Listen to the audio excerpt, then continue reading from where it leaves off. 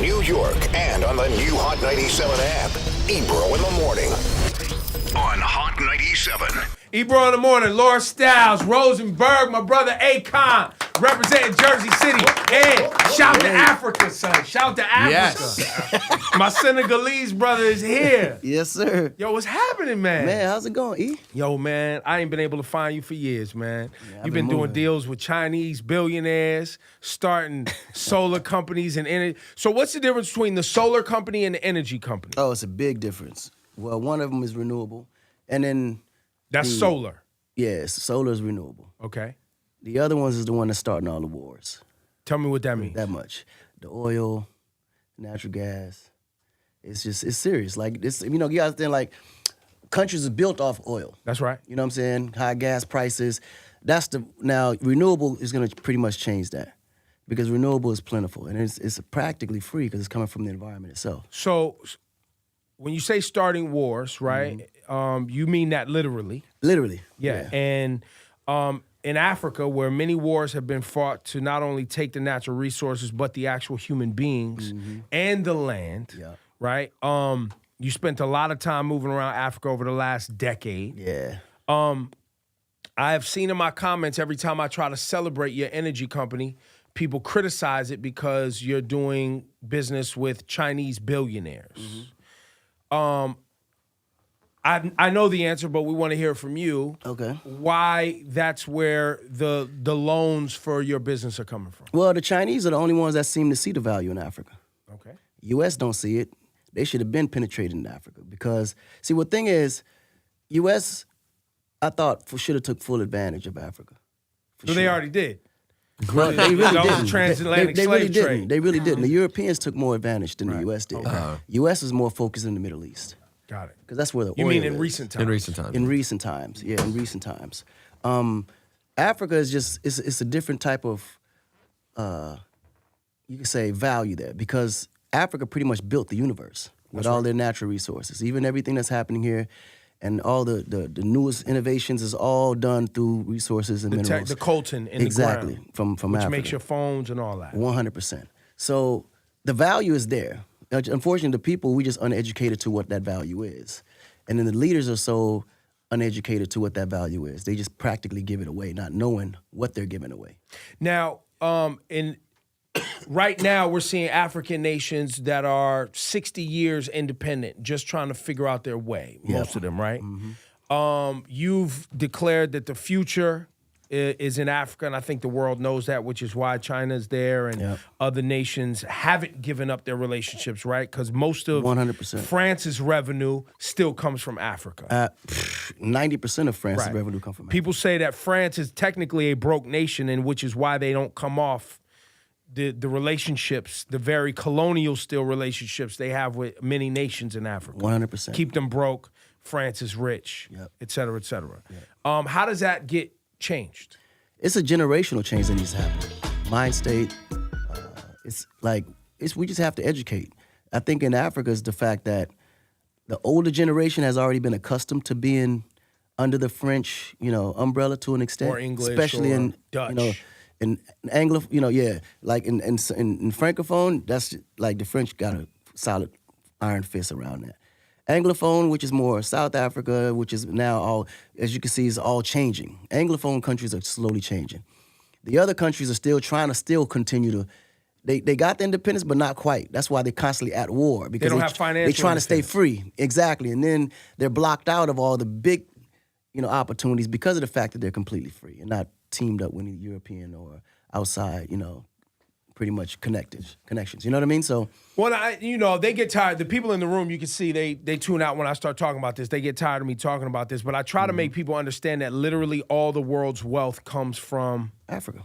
And it's so bad that even the leaders of African nations can't even buy equipment from the modernized, industrialized nations That they to help do to their support. own work. Yeah, that they help to support. So, like, if a nation was like, no, You know what I'm we want to refine our own chocolate. Oh, no. We want to refine our own oil. We for want that to matter. dig our own gold. They won't sell the African nations their own equipment. It's serious. That's crazy. Yeah. I remember when you told me that. It's bonkers. No, it is bonkers. And so here's Akon. You're starting these businesses and doing these deals that people are critical of, and you seem comfortable with it. I'm 100% comfortable because I know at the end of the day, my deal with the Chinese is to benefit Africa. And the Chinese always been fair. Like, this big propaganda that the Chinese are trying to use it, to me, I don't see it. I've seen nothing but fair deals. Unless you do a bad deal, of course. I mean, unless you do a bad deal, of course. But even then, I haven't seen them take advantage. I honestly haven't. And I've been dealing with the Chinese for the last 7 years. I haven't seen them try to take advantage. You know, they come fair. Look, we'll do this for that. It's always been fair. Whereas French, they take and never give anything back, ever. Still this day, they've been in places 300-400 years, and that place in areas in Africa has never developed not 1 inch. And they say the Congo is the richest nation and the brokest at the same time. I mean, rich in natural. Yeah, natural resources. But you know, that's the whole continent itself, because every continent has a specific mineral or some natural resource that just has extreme value somewhere else, right? So when you look at the Congo is because of what it does for digital and cell phones and stuff like that. Their resources, like all these cell phone things that you're getting, you know, it's all built from the ground of Congo. And, you know, when you look at Guinea, Conakry, those areas, like this, the mining over there is just ridiculous. All latest technology and everything moving towards the future is all minerals coming out the ground in Africa. So when you look at value, there's abundance of value. It's not even a question of all these multi-billion, trillion-dollar companies are all being fed through resources in Africa. We have it. We just don't. It's all goes back to education again. And then the older generation, just the leaders don't know exactly what they have, and that's why they're just giving it away. You're also deciding you want to come back and start putting out some music now. You bored making millions? Yeah, but he's lazy. Only 3 albums. No, but that's it. 3 albums. Come with at least 5 albums. Okay, let me explain. Right, every time I put out an album, I would drop another album 2 years later. Like I dropped the album 2004. Then I go on tour. But then when I tour, I'm touring the world. The globe takes time to cover. So by the time I go on tour and come all the way global back, talk. 2 years then already passed me by. Then I put another record, another tour, global. 2 years passed me by, then another record. So by the time 2008 came, I was already 3 albums in. And I had accomplished so much to the point where I didn't even realize I didn't put out that much material, like from an album standpoint. But I did so many collaborations that you would have thought I had 15 albums out.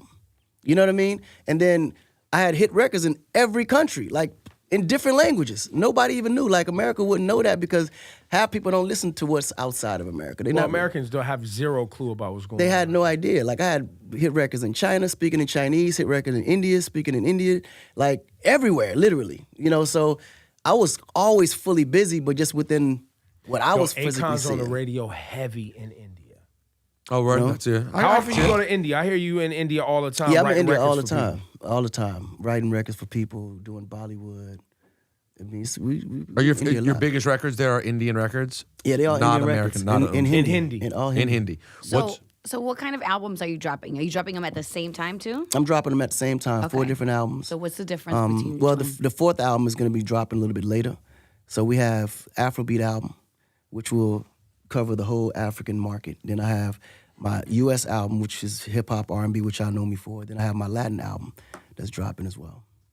Latin in Spanish. Yeah, in Spanish. How's your Spanish? Un poquito. It's a lot in Spanish. Now, who did you work with on the Spanish album? Oh, man, I work with everybody. Like, because that market, I've been a part of that market since the beginning of my career. You and I Pitbull just never yeah. had, like, I could never really express it because at that time, the business was different. Like, you couldn't just be jumping from one, section all the way to the right. So I would, like, kind of sneak it in. Like, when I did Locked Up, I put Bolter on the remix. You know what I mean? Then it was like, okay, cool, I can attack my, because I was raised by Puerto Ricans. Back in the day. Yeah, you know what I'm saying? You and Gabi was moving around out here. Heavy, and then my whole block royal family was all Puerto Rican, so there's no way I could not do it. I was always always had the energy in me, so I would sneak that in. Then I did I Want to Love You, then I put Tego Calderon on that remix, like quietly, you know what I'm saying? So it's like it was always them little sneak peeks, and then I would do my little remixes over there with Aventura and Wisin Yandel and all those guys, but I could never do it within the market that I was in because the music industry just didn't allow that kind of collaboration, even though, because of language barriers, Right. So later now, we fast forward 10 years later, it's a whole nother market. It's all about streaming playlists. So now I can clearly do it without it affecting the market. Do you still speak to, or have you spoken recently to Lady Gaga? No, actually, I haven't spoken to Lady Gaga in about maybe, I'll say about 3 years or so since I've been in Africa. And so, how did that relationship end? Because you originally signed it her. never really ended. It never really ended. I just got super busy, moving crazy. Wait, but is she signed to you still? No, not anymore. No, not anymore. So when actually before I moved to Africa, I pretty much just sold my company back to Interscope. Which was Convict Con Music. Live, which was the one at Interscope was Con Live. Got it. And that was Lady. Who was on that? That one was Kobe O'Donis, Cardinal Official, Lady Gaga, and that was it on that label. And then and how was T-Pain and how did the T-Pain was on Convict Music. Got it. That was on Jive. Got it. So that was a completely different thing. Different I just label. wanted people to See, understand. I always had different labels, just in different buildings. Do you still get paid off of Gaga's first album Oh yeah, I still get paid off everything. and early T-Pain stuff as well? That's pretty good. Yeah. Turned out well for Gaga. That was a good sign. Nah, but I knew she was a star. She's just mega. She's out of here. And she's always been multi-talented. It's never been just about music. Because she was a performance arts child, you know what I'm saying? She grew up doing classical music. So she was just always just super talented. No, let's just be clear here. So, I'm just remembering in my head. So tell me if I get something wrong. You've worked with Lady Gaga. You've worked with Eminem. You've worked with Michael Jackson. Who are some of the other super iconic names I'm forgetting of the highest ilk? Whitney Houston, Okay. Madonna, Lionel Richie. Okay. I mean, keep going. Isn't it? Quincy Jones. Quincy Jones. Quincy Jones is a good one. I mean, He dresses like a legend too. Like look at No, him. no, the He's black got like hat. a- No, the he's black got hat. The Frankie Beverly hat now. Man, if you don't know what I'm stop. saying? The Frankie Beverly and Maze hat. Yo, the black hat. Yo, the is a blank different, hat. the blank hat's a different kind of rich talk. But the second I saw the blank hat, I was like, oh man, I forgot how The rich hat Akon. matches Yo, the pants. man, That's it's- rich. Yo, Yeah, man. Nuts. Which one of those collaborations do you like? You sort of somewhere in the deep recesses of your mind hold the dearest. Like, damn, I can't believe I did that. Oh, Paris Michael Hammond. Jackson for sure. I got Michael's- the Barris Hammond. Sorry. Oh, please, that's I really want important. to hear Sorry, the no. Michael Jackson Wait, story. so Nah, Michael's the one for you hold sure. closest. Yeah, because that was at the top of my list. When I first got out of jail, I had made a 10-year list of all the things I wanted to accomplish, no matter how crazy it might sound. And at the top of my list was to work with Michael Jackson. And how did it end up happening? That happened in 5 years. 5 years. And how did it happen? Oh, there actually we had the same attorney, and I didn't know that my attorney represented him. And one day he just called me. He's like, "Listen, man, Mike wants to get on a conversation with you." I said, "What do you mean? Which Mike? Tyson?" He's like, "No, Michael Jackson." I said, "No, get the fuck, get out of here." He's like, "No, seriously, I want to put you guys on a phone call in the next 5 minutes, so have your phone ready." Okay, boom, So I take got us my through phone it. like this, just waiting. Right. So next, he calls me. He's like, "Kind of have Mike on the line with you." Mike calls, "Hello," and as soon as I heard, I hung up. I just literally hung up the phone. No. Nah, I was like, "Man, this nigga playing." He's like, "Why you playing on my phone?" Right? So he calls me back. I said, "Yo, bro, just put Mike on the phone. Like, stop playing." He said, "No, that was Mike." I said, "But he didn't sound like Mike." I said, "No, that's Mike." Why he was like, yo, what's up, nigga? It's Mike. That's what Ebro says he says. I've heard him. I heard it. I heard him. I heard Michael Jackson use that word. His voice for is sure. a lot deeper in person, But then when I got on the phone, it sounded deeper than I expected it to sound, So I just didn't think it was Mike. So what did he say? He was like, "Why'd you hang up on me?" Nah, he actually was laughing the whole time. Like, he laughing at me. He thought the shit was funny. And I was like, "So what's up, Mike?" He said, "You listen, I'm in Vegas.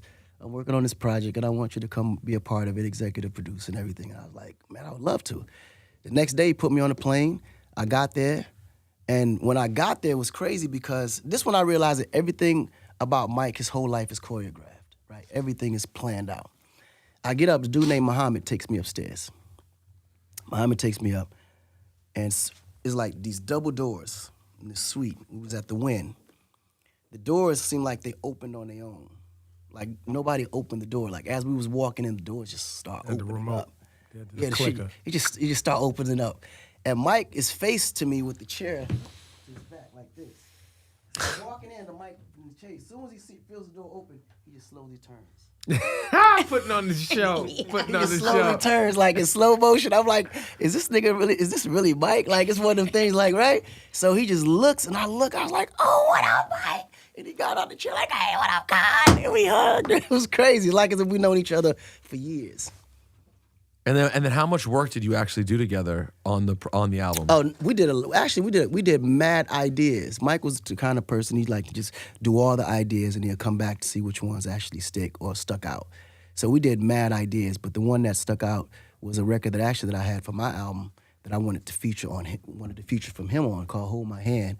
And when he heard it, he just fell in love with it. He was like, no, I just want that record. Can I keep it for myself? I said, yeah, take it. And that's how that song came on that album. So, tough question. How have you dealt with the stuff that's been going on with Michael's, image over the last year, the documentary, et cetera? That's kind of hard to swallow because me knowing him and knowing a lot of the backstories of it, like it's crazy how cruel corporations can be. You gotta understand, Mike was one of the most powerful men in the music business, and then he owned 50% of Sony ATV, The Beatles catalog. which is Beatles just one of many catalogs that he owned 50% of.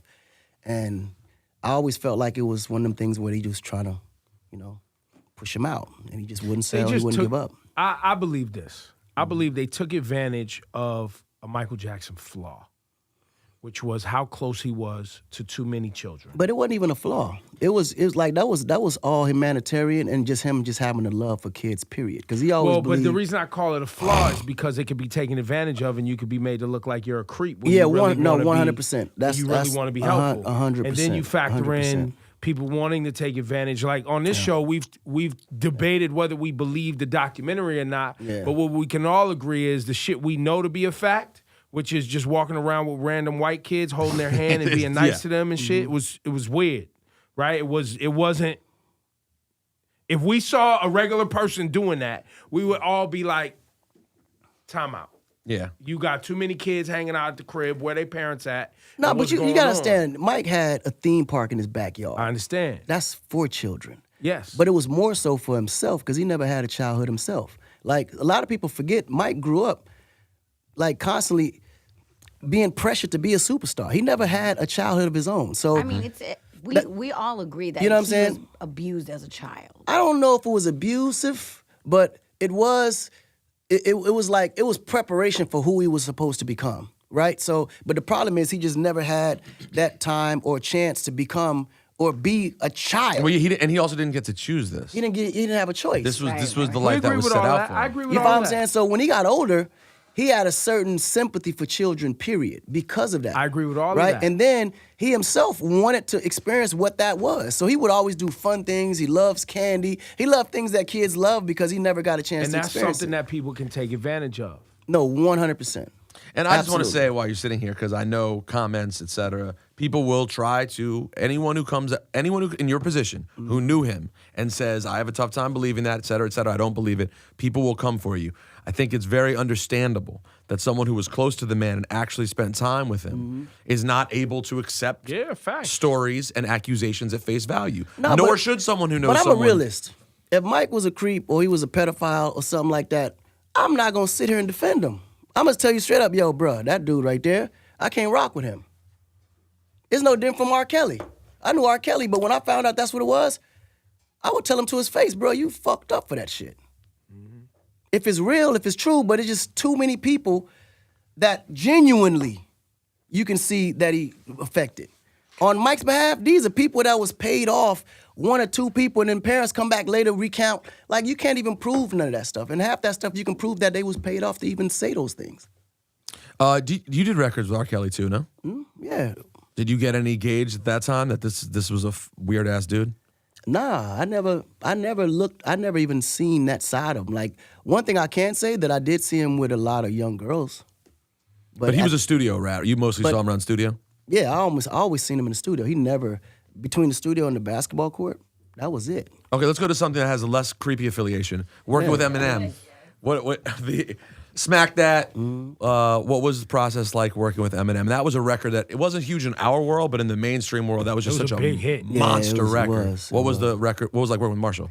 Oh, now that was an interesting story too, because he actually, working with him made me look at the business different. Because he was the first artist that I worked with that actually treated the business like a real job. Like, he comes in at 9 a.m. every day to the studio, takes his lunch break at 1, and is out of there by 5 p.m. Like, it's like a schedule. And I didn't expect that from him. Because when the first day I came around 6. I'm expecting, okay, we're going to do an evening session. I get this studio. Oh, M just left. I was like, yo, M, where you at? He said, I'm out of here. I said, well, I'm at the studio. I just got here. You coming back? He said, I'll be back there at 9 a.m. So I'll see you tomorrow. Yeah, I clocked out. I'm done. yeah, like literally, I'm clocked out. Like I felt like you joking, right? He said, no, I'm serious. I see you at 9. You gonna get up early? I said, yeah, I gotta be there. So I get there at 9, and he shows up on time. Plays some beats. We robbing, we rocking. So I'm in the middle of writing the record. He's like, yo, I'm about to go out for lunch. I said, all right, cool. I'm gonna meet you after. He said, you're not gonna take no lunch? I said, no, I'm not hungry. I just want to work. He said, all right, cool. He goes, takes his lunch. Hour come back. He's back. What we got? I play him the record, play him the chorus. He said, oh, this is it. Boom. He goes into his verse. 5 o'clock come. He's halfway in. He's like, all right, bro, I'm gonna see you tomorrow. So at this point, I'm like, yo, but your verse almost done. You ain't gonna finish it? No, I'll finish it tomorrow. He's like, So- I'm not getting paid overtime. I'm out. Right, it's a work day. So at this point, I'm like, yo, this is crazy, right? right. So tomorrow, tomorrow comes, he finishes it out. Wow. So, and I asked him, I was like, yo, like, you know, like, what's up with the work ethic? He said, nah, man, it's just, I just like to be here. I treat it like a real job. I don't make it no more than what it's supposed to be. I don't allow it to stress me out. Stay longer than I have to. I got a family, I got a daughter. I want to spend time with her. Like, I want to make time. And I stopped and I said, damn, you know what? He's right. Yeah. Because sometimes I'll be in the studio 3-4 days, don't come out. Don't see my kids, don't call my wife, none of that. I'm just like working. You know what I'm saying? And I'm sitting here like, man, that makes a lot of sense because ain't nothing gonna change between today and tomorrow. And you're rich either way. Like, it doesn't Exactly. really, he can come Like, back tomorrow. It It's makes nothing no gonna difference. change. Like tomorrow and the day ain't nothing gonna change. We're creating, right? So what's the rush? Like, you know what I'm saying? And I really thought about it. And I hit him up. I said, man, you know what, bro? You just gave me a whole new outlook on how to treat the business from a creative end of it. Because now I create the schedule, go in, and I do it when time permits for it. But I don't force it no more like I used to. You've leaned in, it feels like. I'm seeing on the notes, I didn't even know this was a thing. You just debuted with your wife on Love and Hip Hop. Nah, that's Love and Hip Hop ain't really real. That's all propaganda, bro. So you're not on Love and Hip Hop. I am, but I was there just to help create a storyline. Got it. They wanted you to come out and just say that? Huh? I said, did they want you to just come out and say that? No. Actually, she actually is the A&R for my company Okay. at the time. You know, this was shot like last year. So the whole idea was to create a platform to be able to promote our acts on it. Got it. So to make the story seem as real as possible, we did the boardroom spot, did the studio that we were building in LA, just to create the storyline and so, okay, that's real. Well, And then later- the reason I was asking is because, we haven't really seen you out promoting things. We would Yeah. read the news stories about the energy company and solar company. I couldn't even find you for a little while. I'm calling Boo. I'm calling everybody. Like, where's this dude at? I want to interview him about what he's doing in Africa. Yeah. And now you're out here with 3 albums. You was on Love and Hip Hop. You finally made it by. And just for the record, she's not my wife, just so you know. Oh. That's all scripted. Got it. Well, you just ruined their whole season. But they probably Well, I didn't mean, give you no it has money. to be real. I mean, because people They didn't think that give you stuff enough be money. real. Just keep it real. They didn't give you any money for it. You did it as a favor. Love and Hip Hop don't pay nobody. What kind of money can they actually have paid me? They couldn't even Have you afford ever- me. Let me look. Hold I on. tried. I'm Googling it right now. Hold on. I'm going to find it right now. Siri, what's Akon's net worth? Oh, really? You gonna do that? As of 2018. Oh, this is low. They got you low, bro. Perfect. They only got you at 80 million. Shit. This is a disgrace. What do you think Love and Hip Hop can bring to someone who on the internet says has $80 million? And they're like, No, sure, I know. 2,000 an episode? I know. He would probably want to own Viacom. No, Yeah. No, well, based on what listen. we talked about earlier and everything that he owns. Me, it's all about positioning. Like, no matter how small the audience, right? there has to be a door in because no matter what you decide to do in the future, there's going to be an audience for it. I don't know what I'm going to do tomorrow that might entertain or even be valuable to that audience that love hip hop. You just never really know. So I look at everything from a business standpoint. I don't see anything from a personal view. Were you impressed with how Cardi B flipped the Love and Hip Hop thing? I don't think Cardi B flipped the Love and Hip Hop thing. I think Love and just Hip Hop one was a piece. tool Yeah. for you to understand her personality because Right, 'cause she was already popping. she was already on IG popping, yeah. before you follow that. what I'm saying? She was already Yeah, there because sure. her personality is what sold her. Like honestly, if she didn't have no person, you know who else had a crazy personality but just didn't have the right records? Was Jocelyn. I right. thought Jocelyn, if she had the right records, she would have been Cardi before Cardi was. That's You know what I'm a saying? very interesting take. She Yeah, was she no, captured a lot of people. you- She was yeah, I you think, fell I in think love she with her, thinks she that was- too. Wasn't they going back and She forth? just didn't on have the internet or records. She something? didn't have the records. She would have had the records, it would have been a rap. Cardi though, her mixtape was so dumb. It was no way you can't relate to, her, especially if you was a stripper or a chick coming out the hood. There's no way you wasn't gonna feel Cardi. So she captivated that audience right away. And then her attitude just made it real and relevant.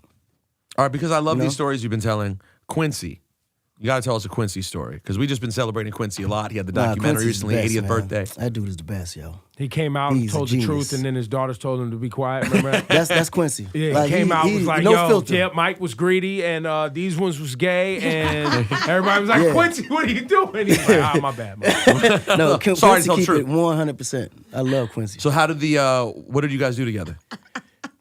We did everything together, me and Quincy. Just hang. We hung. He gave me the best advice I probably would ever receive as a man. You're not going to share it with us, Okay. though. Yeah. He's thinking. Yeah, I can share because All right. I'm sure I'm not the only person he told. But Quincy said, listen, don't ever let the woman that you're dating between your age and her age ever equal 100. Hold on. You did not. This was not where I thought we were going to go with this advice. But that's what Quincy said. Don't let. So that, That means when you're means- 50, He always don't has to date a younger 50-year-old. girl. Basically. Yes. He said if you want to stay young and live forever, don't ever Don't let let it equal 100. don't ever let you and your partner's age equal 100. Maybe Well, since I don't want to live But that forever. explained why he's so vibrant, still young, still up to date, still Yeah, but that wavy. would also mean he's now dating a 19-year-old. That might mean that. Maybe he gave R. Kelly this advice. He just took it way too literally from jump. You can't compare them two. Yeah, no, believe me. I'm Please not. don't Please, do that. please, God, no, I'm not You already know comparing how them. media could take something crazy and flip it. No. Quincy is too vibrant. We can't lose him. Quincy is the absolute greatest. Did he tell you stories too when you were around him? No, he got amazing stories. Like that's all he do all day is tell stories. He has stories about Mike, Prince, everybody. Like I mean, he was with Sinatra. Like, it's, Yeah, it's no, he's crazy. amazing. It's I know. crazy. The Quincy He's the story, best. the documentary was crazy. And that don't even capture it all. at all. Yo, he produced "It's My Party." Yes. You know how much that blew my mind? No, you dude, Sanford and Son. I, The theme music for Sanford and Son. but like that range to do from "It's My Party" and "I'll Cry If I Want to" the Sanford and Son theme. To Thriller. Sinatra, To Thriller, to and Thriller. to Sinatra's best work, in my opinion. The Sinatra stuff I love the most. To the Cosby Show. Cosby Show. Like, bro, he's and that's everywhere. not even all the jazz albums. Y'all not even talking about the. No. You ain't He- even got yo, to the jazz. Summertime in He's the more City. seasoned on the jazz side Yeah. than anything that we even know of. Because we're not really jazz people. Like, we don't really get into jazz. But for those who get into jazz, he's more accomplished more in jazz than he's done on this pop side on any good. It's insane. His No, life. he's one of the most accomplished producers ever. Back to Africa, because that's what I love talking about the most. Sorry, guys. You got to Let's talk cryptocurrency. The Akon. That's your thing? This is your thing? Yep.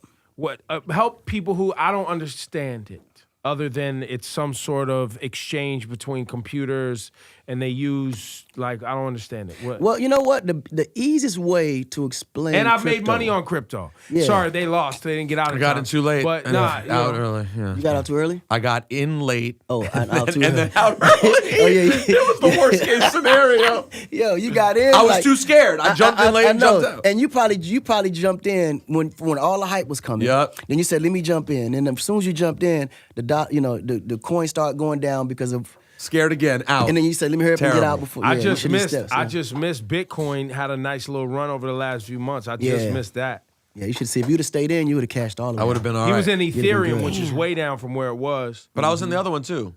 It was Bitcoin, Ethereum. Actually, when what it was low was the time when you were supposed to go in. Right. You go in when it's low. 'Cause it's missed- eventually it's going to did you pop get back. It's going to Litecoin? rise back I up. think so. But Ebro told us late. We all know how Ebro No, moves. I told y'all when I got in, and then I tried to convince y'all, and you were late. I said, hey, guys, you know what I'm doing? Everybody's like, yeah. Same shit always happens. Why you shouting out Africa? I'm telling y'all, it's about to be Yeah. something. Nobody Yeah. said why you shouting. No, I never out said that. Africa. I know Liar. But that's where your investments need to be going, though. Yeah. Africa's where it needs to be Africa. going. I promise you. Bitcoin. I need to be guided promise in my African investments. Yep. So getting back to the crypto, a lot of people are confused by cryptocurrency. It's just currency. Like, just imagine that as if it was a dollar. The dollar rises every day and it drops every day. You just don't pay attention to the numbers, or you don't watch CNBC to look at, where the dollar's at, whatever the case, the US dollar then drops, whatever. Do you care, honestly, when that happens? No, because No, you we can don't just pay take that attention. dollar, go to the store and still buy what you want to buy, right? So the problem with crypto is that everybody focus on the intricate details like that. And that's where you get confused, because the dollar will confuse you too if you sat there and you focus on that. Just know that it's another piece of currency like gold would be, right? Or anything that has value or that people trust to say, okay, that's worth something. See, I knew it was real when Banks was mad. When Banks Yeah. was getting upset about it, I was like, oh, I'm in. Because they want to control currency all over the globe. All over the and globe. all they're doing is playing the middleman. And I Yep. was like, because I don't understand it. I just knew that it enabled people to do dealings without a bank. 100%. Yep. So I was like, I'm fucking with this. I'm in, and more people are going to be in because people are tired of paying bank fees or figuring out how to move money around the globe and, And have taxes to get approval and all this other taxes and all- stuff. So I'm in. The difference now, just imagine if you went to another country, right? And you traded your dollars in for their dollar, right? It's just another form of currency, correct? So now look at cryptocurrency the same way, as another form of currency. So if you have a US dollar and you decide to trade it in for a cryptocurrency, whatever that cryptocurrency is worth is what that value you get back for your dollar. No different from if I go to London right now and I trade in my dollar for pounds. Whatever that pound is worth is what I get back for my dollar. So look at crypto just like that. Don't look at it like, it's digital, it's on these platforms, it's on Ethereum, it's on...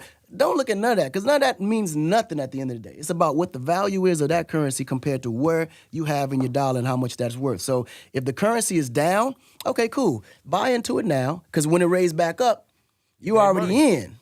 And then your dollar now, or whatever your worth of what that value was now raises to the top. And then you can always cash it back in for real dollars, or you can leave it as a cryptocurrency. The only difference is you can actually buy things with it. I saw my first Bitcoin ATM the other day. I saw one too. There's one on the corner. Yep. So you can get cash out of your Bitcoin right, account. So one yeah. Bitcoin right now is worth $10,000. So how would you get out money from a machine? You would go there and you would be able to take out from your $10,000. Oh, you take out some from it. Like Okay. a fraction of it. Or you yeah. can take it all out. It's up to Or you. you can take it all out. But probably not from that ATM machine. Right, that's what I was guessing. That's a lot for an ATM. Well, you actually can, because it's digital. It's just in a wallet. Do people as Right, rich as you? facts. Do You know people what as I'm rich as Akon go to an ATM? Is that still a thing, or someone like delivers your money in a suitcase? Well, now there's no reason to go to ATM when you got Cash App, you got Apple Pay, you got all these. So you don't things move now. with a lot of cash. That's a good move. No, I don't know cash. I Yo, bet. remember back in I the can't, day? I can't remember last time I had how much, dollars in my pocket. Yo, I never have money. You used to- Never. You probably used to have a wad on you all the time too. Back in the day, book bag. I had a Book Louis, bag I had a of Louis cash, Vuitton never. book bag with just cash in it. Yep. Isn't that interesting? Because like I always, growing up near rich people but not being rich, I always noticed that rich people always were the biggest bums ever. Never had money on them, wearing regular ass bummy Jeans, shorts, t-shirt, yep. dumb. I was always like, damn, what? I just never understood it, and it's interesting watching people get there to where at first you want to flaunt money so bad. Look at Jay-Z. He don't even cut his hair no more.